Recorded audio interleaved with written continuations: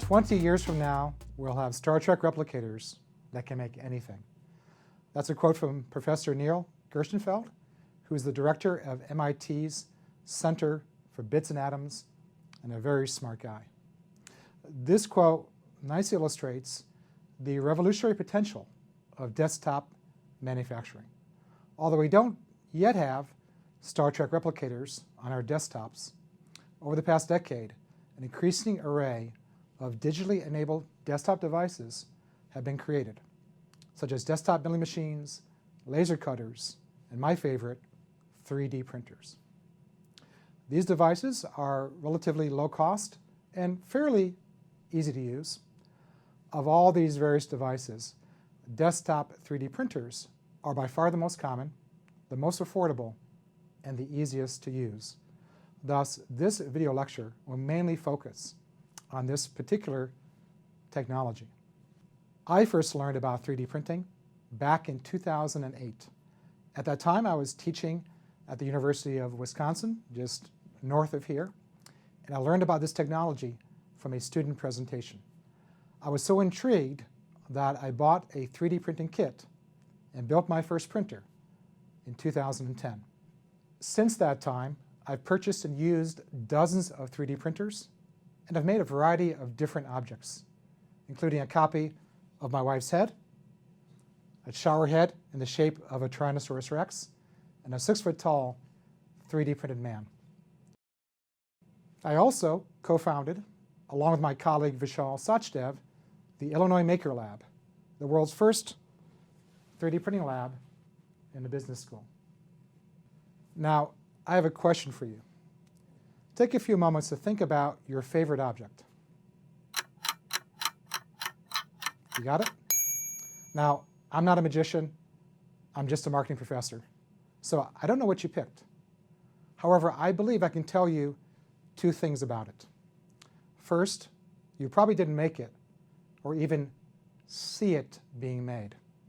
And second, it was probably made by somebody you don't know, living in a faraway place, most likely somewhere in China.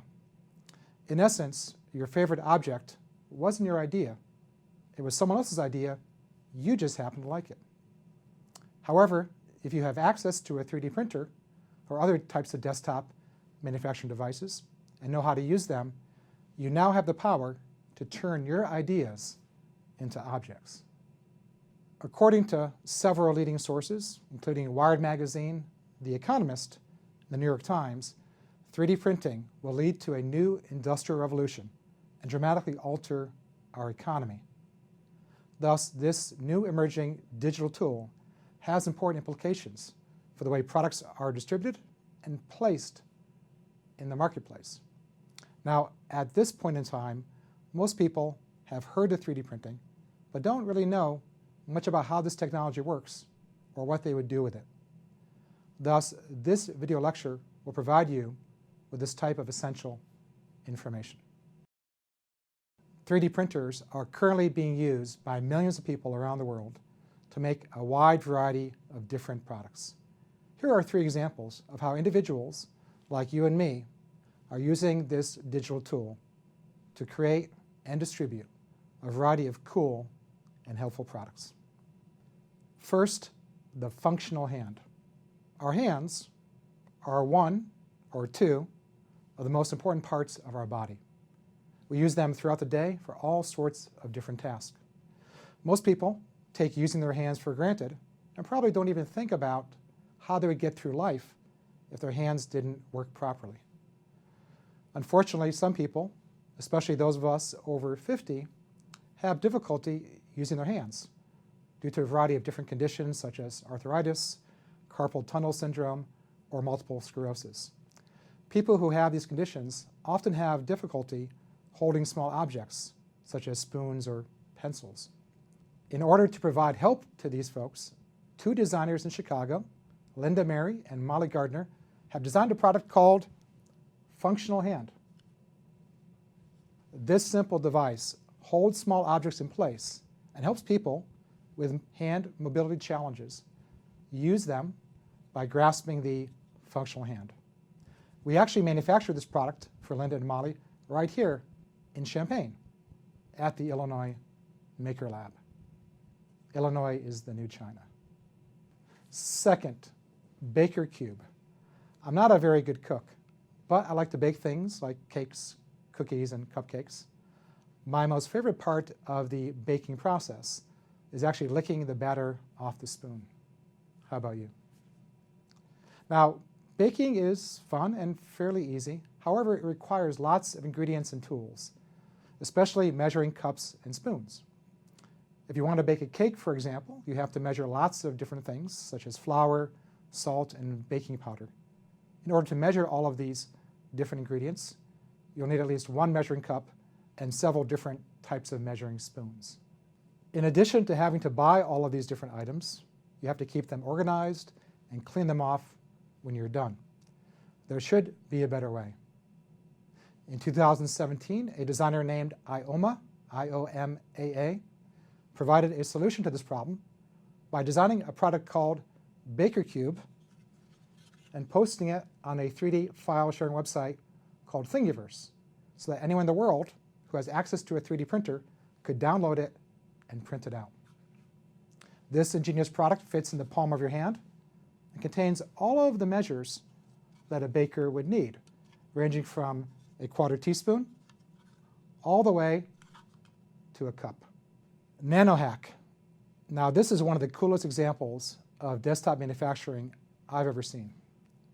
As you know, the year 2020 was unlike any other. The coronavirus outbreak quickly spread around the world, killed many people, and changed our way of life. The extent and rapid spread of this virus quickly overcame our ability to cope with it and resulted in a shortage of many essential medical supplies and equipment, especially respiratory masks.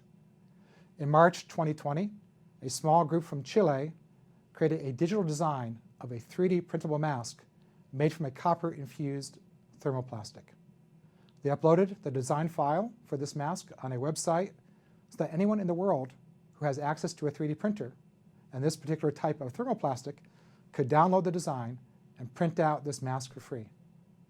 It took about 2 hours to print this mask and it only cost $10. Amazing stuff.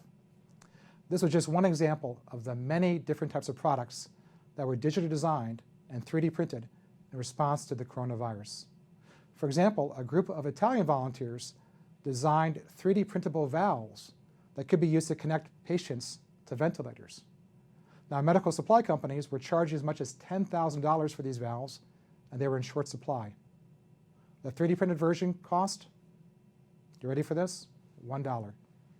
A very powerful example of how desktop manufacturing helps individuals achieve digital democracy. A desktop 3D printer is an electronic device, usually about the size of a microwave oven, that is capable of turning digital designs into physical objects through an additive process. In essence, a 3D printer creates an object one layer at a time in a manner similar to how construction workers build a skyscraper. Now, there are a variety of different types of 3D printing processes and lots of different materials that can be printed, including plastics, metals, ceramics, and even chocolate. Yes, 3D printing can be delicious. Regardless of the specific processes or types of materials, all 3D printers start with a digital model that they will then turn into a physical object. Thus, 3D printers are a great example of a new digital marketing tool. 3D printing technology is not new. Printers have existed for over 30 years. However, until recently, these printers have been very large and very expensive. Over the past decade, the size and cost of these machines have shrunk dramatically. Many of today's 3D printers can be purchased for less than $1,000 and are small enough to sit on your desk. As a result, the number of 3D printers is expanding rapidly, and this tool is quickly becoming democratized and available to consumers around the world. 3D printing is a fascinating technology and one of my key interests in terms of both teaching and research. There are lots of things we could talk about in terms of 3D printing, However, in this deeper dive, I'd like to focus on three important topics. First, how does 3D printing work? As we discussed earlier, there are lots of different 3D printing technologies, including selective laser sintering, stereolithography, and fuse deposition modeling, just to name a few. However, nearly all 3D printers work in one of two different ways. They either take a soft material and make it hard, or take a hard material and make it soft. Thus, just about any material that can be hardened or softened can be 3D printed. 3D printers are computer-controlled devices that contain a print head and various electronic motors that move the print head or the print platform in three different dimensions.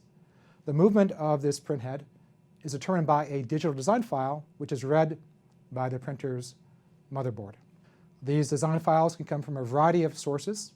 It could be created using a 3D modeling software package, such as Google SketchUp. It could come from a digital scan, or it could be a digital download from a file-sharing website, such as Thingiverse. Thus, if you can download a file, you can create a 3D printed object.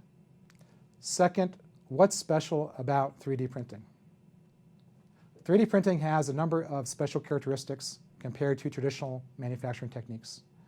First of all, 3D printing is a very sustainable manufacturing approach. Unlike traditional subtractive manufacturing approaches, such as laser cutting, 3D printing produces virtually no material waste. In addition, since 3D printers create products from digital files, these files can be shipped electronically and printed locally, thus eliminating the cost, both financial and environmental, of shipping physical products. Also, 3D printers require no setup cost, such as molding. As a result, it is just as easy to make 100 identical objects as it is to make 100 different objects. Thus, there are really no economies of scale in 3D printing. This means that a small manufacturer like the Illinois Maker Lab can easily compete with a large corporation. Finally, 3D printing allows us to make complex objects that come already assembled. There's no other manufacturing process that can make objects in this way without some form of additional assembly. Third, how will 3D printing change business? As we discussed earlier, 3D printing is believed to have the potential to create a new industrial revolution. Now, this is a big claim, so why are so many people saying this? I think it's because 3D printing has the potential to do for physical objects what the computer did for music, text, and video. Music is a good example.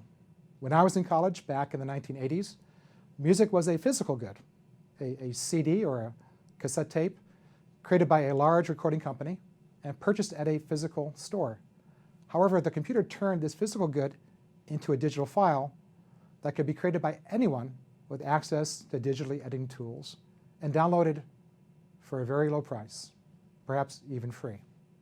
Thus, it's not hard to imagine that 3D printers could have a very similar impact on a variety of traditional physical goods. With this new technology, nearly any product can be digitized and downloaded. Thus, objects will become downloads. When this happens, it will change everything. For example, with 3D printing, you can download replacement parts rather than having to order them from a manufacturer and have them sent to your home. Thus, manufacturers no longer need to keep these parts in physical inventory, and logistic companies no longer have to physically ship them.